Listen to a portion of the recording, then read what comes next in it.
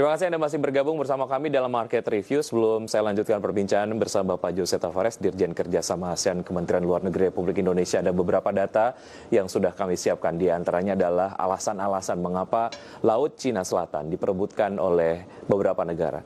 Salah satunya adalah alasannya mengenai letak strategis dikelilingi oleh 10 negara, di antaranya oleh China, kemudian Taiwan, Vietnam, Kamboja, Thailand, Malaysia, Singapura, Indonesia, Brunei Darussalam, dan Filipina. Kemudian area ini juga memiliki 10% kontribusi kebutuhan ikan global. Memiliki 190 triliun kaki kubik kandungan cadangan gas alam, kemudian memiliki kandungan cadangan 11 miliar barel minyak. Dan total perdagangan melewati Laut Cina Selatan sebanyak 5 triliun US dollar per tahun. Dan jika bicara mengenai nilai ekspor negara melalui Laut Cina Selatan, ini kami kompilasi datanya di tahun 2016 saja. Ini sebagai gambaran begitu. Untuk Tiongkok saja nilai ekspor yang kemudian mereka lakukan yang melalui Laut Cina Selatan sebanyak 874 miliar US dollar. Setelahnya ada Korea Selatan 249 miliar dolar US dollar, kemudian Singapura 214 miliar US dollar, setelahnya ada Thailand 170 miliar US dollar dan lain sebagainya. Seperti Anda dapat saksikan di layar televisi Anda. Kembali berbincang dengan Pak Jose Tavares, Dirjen Kerjasama ASEAN Kementerian Luar Negeri Republik Indonesia. Pak Jose, seperti yang tadi kita kemudian sudah bahas bagaimana Indonesia menerapkan politik bebas aktif, sejauh mana sebetulnya Indonesia secara proaktif melakukan diplomasi dengan negara-negara yang memiliki peran lah ya di konflik Laut Cina Selatan seperti China tentu saja, atau mungkin dengan Amerika Serikat dan juga negara-negara ASEAN, untuk setiap pihak paling tidak meredam lah ataupun menahan diri agar kondisi di Laut Cina Selatan kembali kondusif. Ya, sebenarnya Pak, peranan Indonesia di Laut Cina Selatan itu sudah dari tahun 90 pada saat Profesor Hasim Jalil mencetuskan atau mengorganisir workshop on managing potential conflict in the South China Sea. Jadi itu berlangsung setahun dan sampai beberapa tahun terakhir masih dilaksanakan. Itu di mana ada 1.5 track, di mana ada juga officials, ada juga dari think tank, ada expert.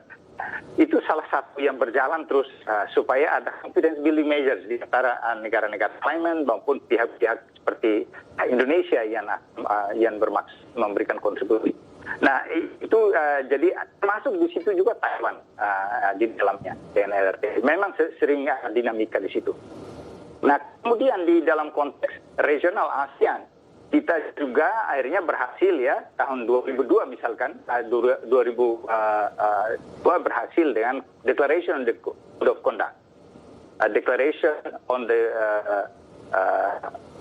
Conduct of Parties in the South China Sea. Itu kemudian pada tahap ini sebenarnya kita sedang negosiasi merundingkan Code of Conduct tersebut.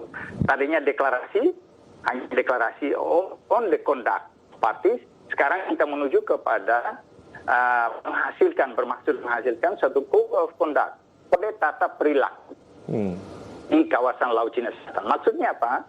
Maksudnya kode tata perilaku ini adalah untuk mencegah terjadinya insiden. Bagaimanapun kita berusaha mencegah, seringkali yang terjadi. Dan poin yang keduanya adalah bagaimana jika terjadi insiden, bagaimana kita bisa mencegah eskalasi dari suatu insiden menjadi open conflict. Dan kemudian kita berusaha menciptakan suatu environment yang kondusif supaya ada negosiasi mengenai batas-batas itu dapat dilakukan secara damai berdasarkan hukum internasional, terutama dalam hal ini UNCLOS. Jadi ini yang proses masih berjalan. Harusnya tahun ini 2020 ini, tahun lalu sudah ada first reading dari draft single draft Code of Conduct tersebut. Tahun ini harusnya masuk ke second reading. Harusnya pertemuan udah mau masuk 3 pertemuan, tapi tertunda karena COVID. Jadi kita negosiasi Indonesia dengan arahan Ibu Menteri Luar Negeri itu terus berjalan dan untuk menghasilkan Code of Conduct tersebut, kode tata perilaku di Laut Cina Selatan. Ini harusnya tahun depan ini sudah bisa diselesaikan kalau itu, karena Cina yang tadinya agak enggan sudah bersedia engage dengan negara-negara ASEAN untuk bisa menyelesaikan Code of Conduct tersebut. Baik, artinya seluruh pihak secara gestur nampaknya sama untuk tetap menjaga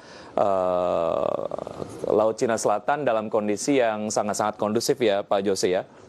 Betul sekali, karena kalau tidak kondusif dan terjadi adanya konflik terbuka di situ, maka akan mengganggu semua negara, dan semua negara akan rugi, termasuk RRT yang mempunyai, tadi Pak Wiki sudah mengatakan bahwa besar sekali pendidikan ekonomi yang melalui jalur perairan itu.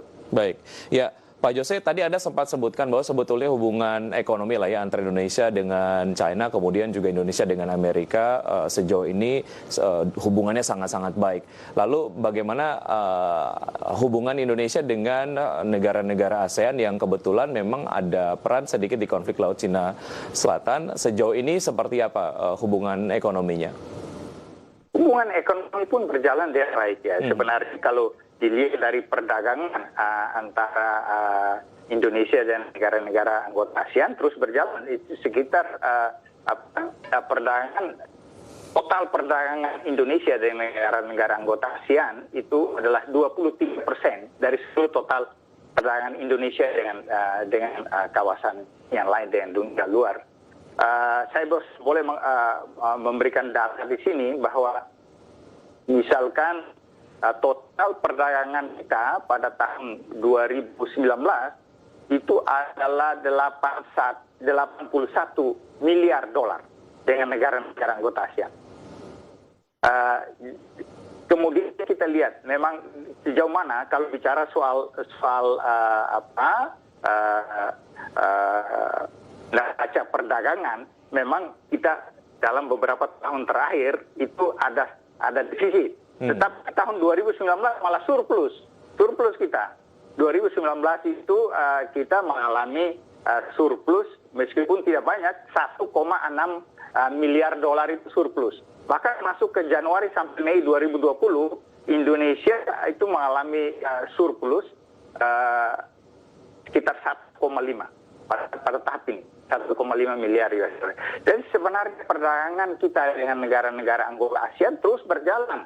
Ada juga masyarakat ekonomi ASEAN yang mana ada tarif nyaris 98% itu tarif free. Jadi sehingga akan sangat menguntungkan bagi para konsumen konsumen di ASEAN, di mana populasinya sekarang 650 juta, bisa memiliki berbagai produk ASEAN dengan harga yang murah dan kualitas yang bagus.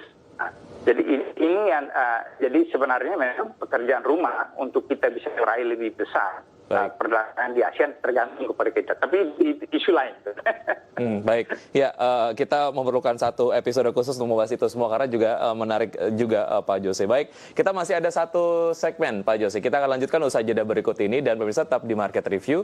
Usai jeda kami akan segera kembali.